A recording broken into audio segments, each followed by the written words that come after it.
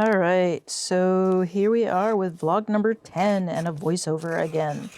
I've got 7 minutes and 23 seconds to talk about things that I want to talk about. And I gotta say right now that the Club Q shootings in Colorado Springs are really weighing on me.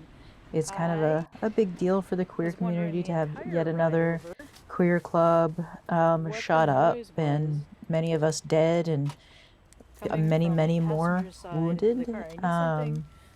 It's just a terrible thing. Any mass shooting is terrible, but when it hits hits your community, it's especially rough.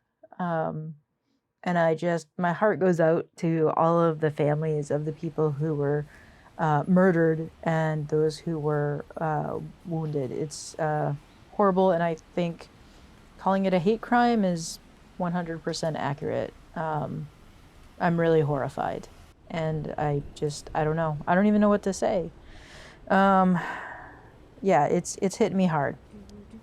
But I've got a lot of stuff going on outside of thinking about that. That's one of those things that's just kind of like sitting there in the back of my mind. We got tons of chores to do today before we leave to go and visit my family up in Maine. It's a 6-hour drive. I'm going to really attempt to do a time-lapse video of the trip up. I've done that once before and it was really, really cool. See if I can find that. It should be on Flickr somewhere. But it's just kind of an interesting thing, and it's not really going to try and do it in October when all the leaves are in full color. Now it's just going to be kind of gray and dismal for Thanksgiving. But yeah, so we're going to do lots of chores today. All right, so I just discovered that if I set my phone down horizontally while I'm recording audio, it reverts to play mode and stops recording the audio. Very annoying. So anyway, I now have a couple of minutes to talk about decision fatigue. And decision fatigue is something that hits me particularly hard in the evenings. So after a day at work where I've been talking and making decisions all day, when it comes to picking out dinner, I will just stare at the fridge. Or if I'm trying to decide what to cook, I will just stare in the freezer. I'll just stare in the refrigerator, trying to figure out what do I want to cook today or tonight. And it's a decision fatigue is like a documented thing. It's something that a lot of people go through, and it's just the act of because you make so many decisions throughout the day, your brain eventually is like, yeah, I don't want to make any more decisions. I'm done with this. Like, stop. So the way that I kind of mitigate that is I take some of the decision making away. So like, I will talk about like how I dress. So I am really fortunate to work in a place where it's casual. It's very casual. I can wear jeans every day to work, and I can wear a t-shirt. I can even wear a hoodie. I also wear a beanie to work a lot. So, like I said, super casual. So I wear jeans. I wear, specifically, I pick up usually 2 pairs of the same kind of jean at the same time. So right now I wear Old Navy slim fit stretch because they're comfy. And then I pair that with inexpensive black t-shirts. And I use inexpensive black t-shirts because I work in a print shop. I do have a really nice shop apron, but I still manage to get ink and paint and everything onto my t-shirt.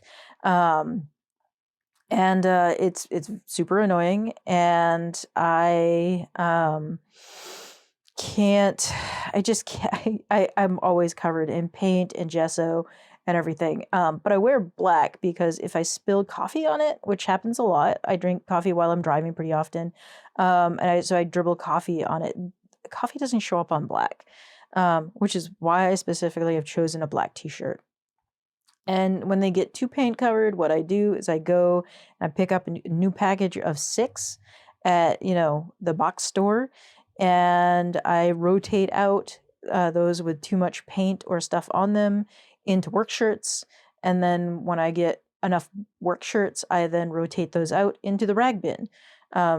So until I really don't throw away many of the t-shirts, they end up as rags that we use around the house for cleaning and whatnot.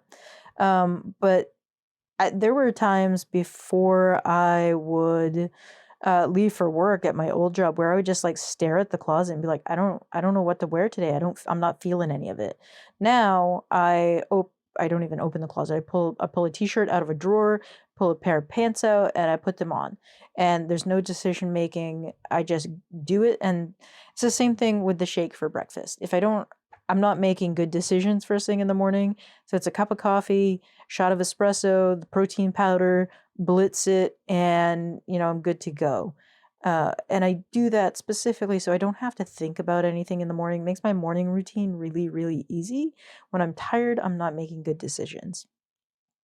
But that also frees up my brain to let me think about other things. If I'm not making all of these decisions before I even do anything in the morning, I don't know, I feel better. It works better for me.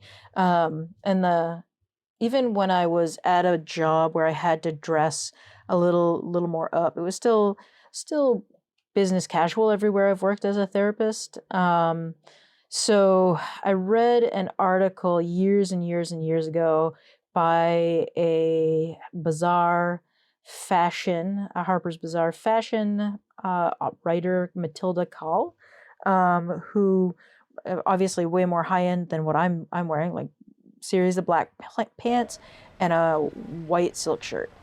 And that just really hit home for me, the idea that you could wear the exact same thing almost every day and it's fine. Like for me, like I switch it up with different plaid flannel shirts in the winter, and a series of hoodies. But anyway, decision fatigue, it's a real thing. I will link to that article in the description of this post.